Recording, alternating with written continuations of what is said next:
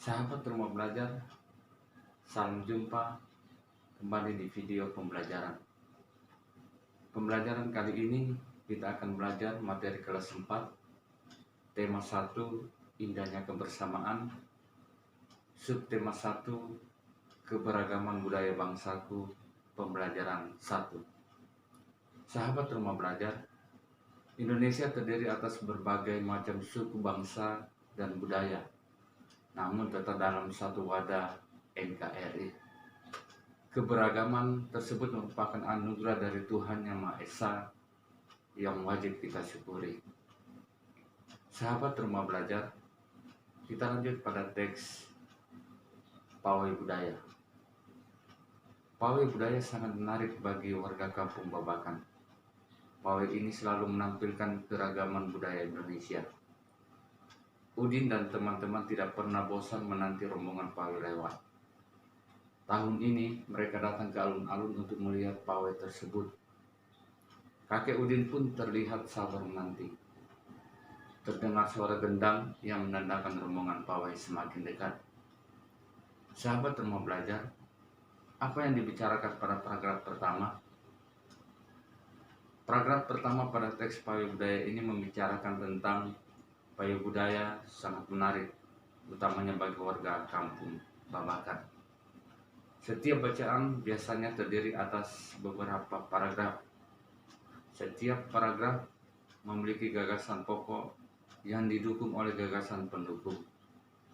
Gagasan pokok adalah sebuah inti pembahasan yang tertulis dalam paragraf. Gagasan ini menjadi dasar dalam pengembangan sebuah paragraf. Nah, sahabat rumah belajar, untuk memudahkan cara menemukan gagasan utama atau gagasan pokok, langkah-langkahnya adalah sebagai berikut. Bacalah secara seksama seluruh isi paragraf. Lalu, temukan kalimat utama pada paragraf tersebut. Kemudian, temukan unsur inti dari kalimat utama yang meliputi subjek dan predikat. Dan unsur inti kalimat utama itulah yang merupakan gagasan pokok. Dari teks bacaan Pawai Budaya dapat kita temukan kalimat utamanya, yaitu terletak pada awal paragraf. Pawai Budaya sangat menarik bagi warga kampung Babakan. Dari situ kita bisa menemukan unsur inti kalimat utama, yaitu yang meliputi subjek dan predikat. Sehingga kita dapat tarik kesimpulan bahwa gagasan pokok dari paragraf pertama teks bacaan tersebut adalah pawai budaya sangat menarik.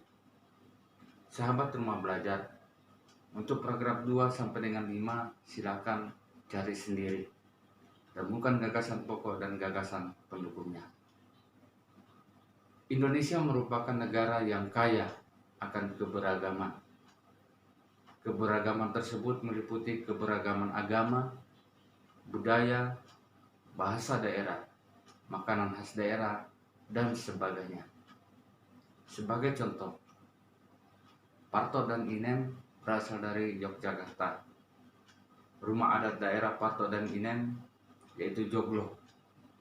Makanan khasnya yaitu gudeg. Kemudian ada Rahmat dan Juleha yang berasal dari Betawi. Rumah adat daerahnya yaitu rumah kebaya. Kemudian makanan khas daerahnya yaitu kerak telur.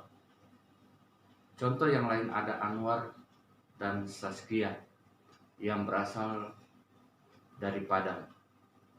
Rumah adat daerah mereka yaitu rumah gadang dan makanan khasnya yaitu rendang. Sahabat rumah belajar bisa mencari tahu informasi tentang keberagaman suku bangsa di kelasmu dengan cara bertanya kepada teman yang lain.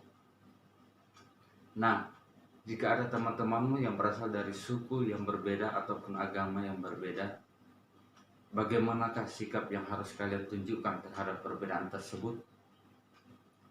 Berikut ini contoh sikap menghargai keberagaman antara lain. Kita harus berteman dengan siapa saja tanpa pilih-pilih. Kita tetap menghormati orang lain walaupun berbeda keyakinan, Kita senantiasa bertutur sopan dan berperilaku santun terhadap orang lain. Kita juga ikut mengapresiasi akan keanekaragaman budaya di Indonesia, dan kita harus mencintai keberagaman serta meyakini bahwa keberagaman akan memiliki manfaat yang lebih banyak.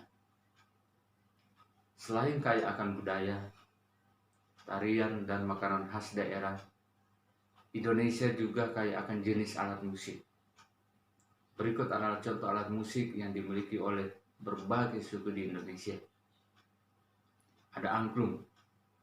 Angklung berasal dari Jawa Barat dan dimainkan dengan cara digoyangkan.